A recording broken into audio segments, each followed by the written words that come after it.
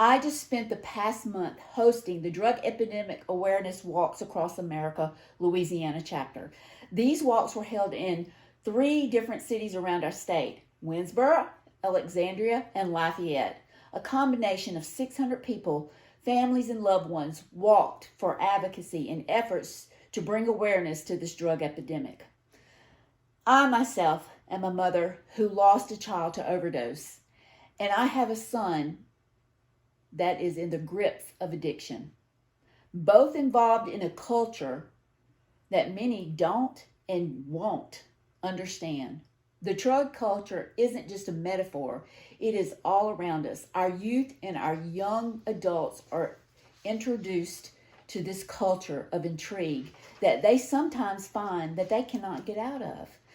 As they are introduced to this group by the ones that are already indoctrinated, the main functions are to share drug experience, to reduce harm by providing knowledge of how to use drugs, to exchange information on suppliers, and avoidance of the law. Being high, feeling no pain is the utmost important when it comes to this culture. Such unity can take many forms. From friends who take the drugs together, possibly obeying certain rules of etiquette, groups banding together to help each other obtain drugs and avoid arrest, to full-scale movements for the reform and legalization of drugs. In the January 2008 issue of Psychiatric Times, in this article, Culture, Substance Abuse, Impact of Culture Affects Approach to Treatment, Dr. Dwight Heath says that substance abuse refers to the abuse of alcohol and other drugs, primarily illicit drugs. But what is considered illicit is often culturally determined and can vary between social groups. Most culturally distinct groups have used and abused alcohol, and they have established codes of behaviors in their approach to drugs and alcohol. These cultures, who have endured decades, are rapidly changing into something parents might not recognize today thanks to technology. As a parent, I find that I had a hard time connecting these generational ideas with my children, but don't give up, parents. There is hope.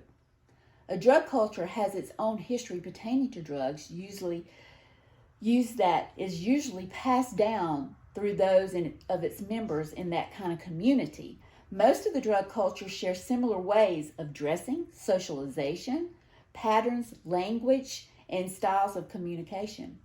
Briar Winfrey wrote an article for Can't Stop What You Can't Know in February of 2019, and he says drug cultures are localized to some extent. Each drug can have its own subculture, such as weed users, meth users, and opiate users.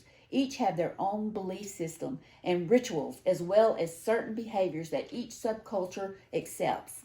As I watched my son get more and more into the weed culture, I saw how he spent less time around his friends that he grew up with and more time at houses where they rarely invited outsiders to come and visit. Myself as his mom was not welcome. He started wearing shirts with marijuana logos on them, sayings about getting high, all while becoming more distant with his family. As time went on, I felt I barely knew his circle of friends. He and I shared a common love for country music.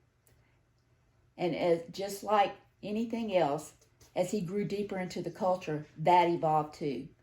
The Chicago Tribune article, July 25th of 2019, commentary says that weed has become cannabis and pothead culture has become connoisseur. The legalization of it enhanced and altered some of its customs, and it's okay now to have a bong party with friends or a movie night to eat edibles. Then there is still legal drug culture of don't tell when it comes to the harder street drugs. This is a dark culture where everyone has a hookup that is middleman to the main supplier. You don't share the name of the main supplier to those outside the circle because you can risk being rejected or putting the supplier in legal harm. This street culture of the drug world has its rules. Loyalty is expected, and to break that can mean bodily harm or death. The drug culture of the drug world, it has so many different aspects. But the drug culture also has a home on the internet with websites, discussion boards that exist solely to share experience, tips, and information that reinforces behavior. The drug use lifestyle serves as a part of the identity of the people that go into these groups. Many forms of this dominate our culture of the drug life and lifestyle. This internet culture is strong influences on when it comes to the youth. They feel a sense of belonging, a sense of acceptance because it's cool to know or talk about what drug you've used or what kind of drug you've done, or just absolutely the peer pressure of it. I know that drugs aren't the norm to explore when using the word culture, but I believe with the epidemic that is raging in our country today, as families and loved ones, we need to be educated on these customs, practices, and beliefs. I can't change the drug culture, but I can open the eyes and ears of others so that they can be